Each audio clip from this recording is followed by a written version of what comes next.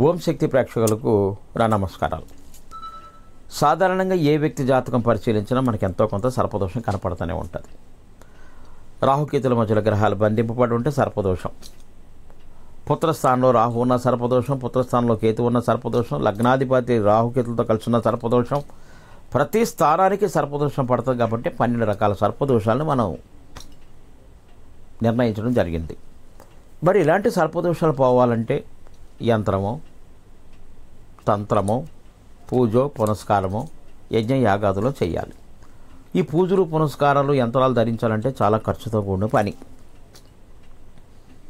దీనికి సులువైన తంత్రం, శక్తివంతమైన తంత్రం, చాలా చిన్ననే తంత్రం ఒకటి ఉంది.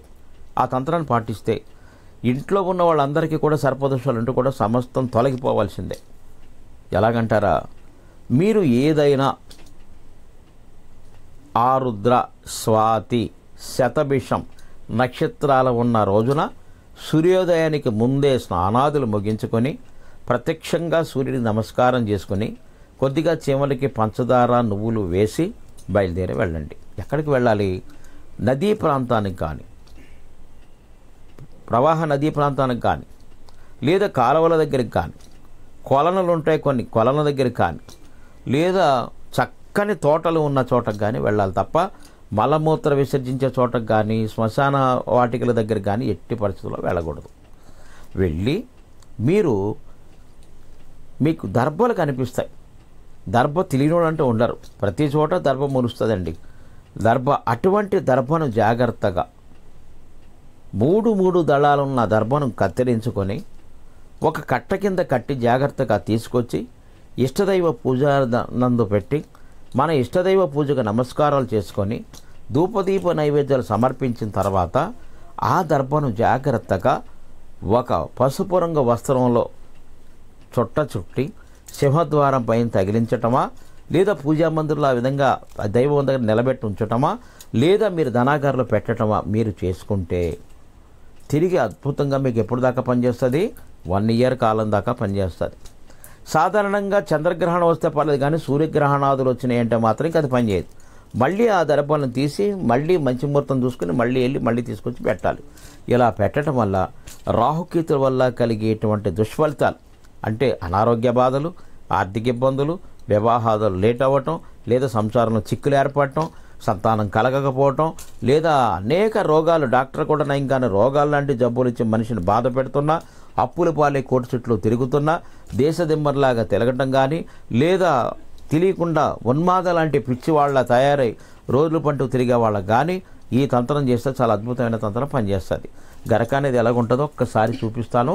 మీకు తెలియని వాళ్ళు ఉండరు, ఇది తెలిసిందే. ఇది గరక. దీన్ని జాగ్రత్తగా మన ఇష్టదైవం పూజా మందిరం కానీ నేను చెప్పిన తంత్రం విధంగా చేసి సింహద్వారం బయట కానీ దీన్ని వేలాడగడితే చాలా అద్భుతం.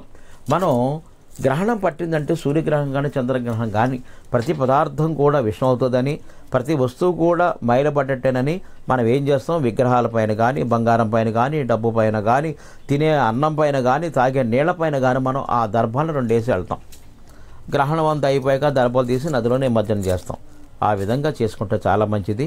ఒక్కసారి సేకరించింది దాదాపు చాలా కాలం పనిచేస్తుంది.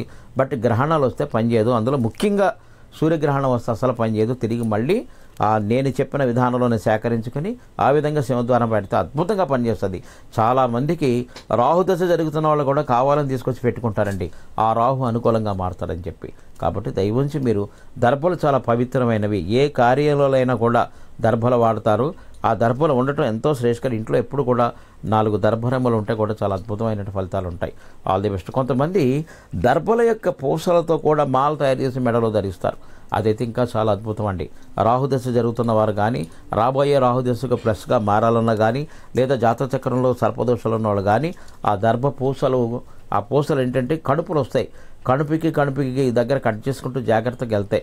అంటే అటు మధ్యలో కణుపుంచి అటు ఇటు కొంచెం కొమ్మను కత్తిరించుకొని సూదితో గుచ్చి దారం చేసుకుంటే దర్భమాల అంటారు. అటువంటి దర్భమాల మెళ్ళేసుకుంటే మంచిది. జపం చేసేటప్పుడు కూడా మనం దర్భచాపలు వాడతాం. ఆ దర్భచాప వాడటం వల్ల కూడా మనకి నెగిటివ్ ఎనర్జీ ఏదైనా ఇంట్లో ఉంటే వెళ్ళిపోతుంది. మనిషిలో ఉన్న నెగిటివ్ ఎనర్జీని మూలాధారం ద్వారా పూర్తిగా లాగి మనకి ప్లస్ ఎనర్జీ ఇవ్వడానికి అవకాశం ఉంటుందని దర్భచాపంలో వాడతాం. మనం పేట వేసుకుని పేట పైన దర్భచాపం వస్త్రం కూడా వేసుకుని మనం జపాదులు చేస్తాం. ఇవి అందరికీ తెలిసిన విషయమే. కాబట్టి దర్భ అనేది ఎంతో ఉపయోగమో ఇప్పుడు మీకు అర్థమైంది. కాబట్టి ఈరోజే మీరు సేకరించడానికి ప్రయత్నం చేయండి. మీ జాతక దగ్గర ఉన్నటువంటి కేతు రాహు దోషాలు పూర్తిగా తొలగించుకోండి. మీరు సంపూర్ణమైన అదృష్టవంతులుగా తయారవడానికి తయారవ్వండి, సిద్ధపడండి. మీకు ఈ కార్యక్రమంపై మీకు నచ్చితే మా ఛానల్ సబ్స్క్రైబ్ చేయండి, లైక్ చేయండి, కామెంట్ చేయండి. 10 మందికి తెలిసే విధంగా మీరు ప్రయత్నం చేయండి. All the best. నమస్తే, మీ అచ్చిరెడ్డి.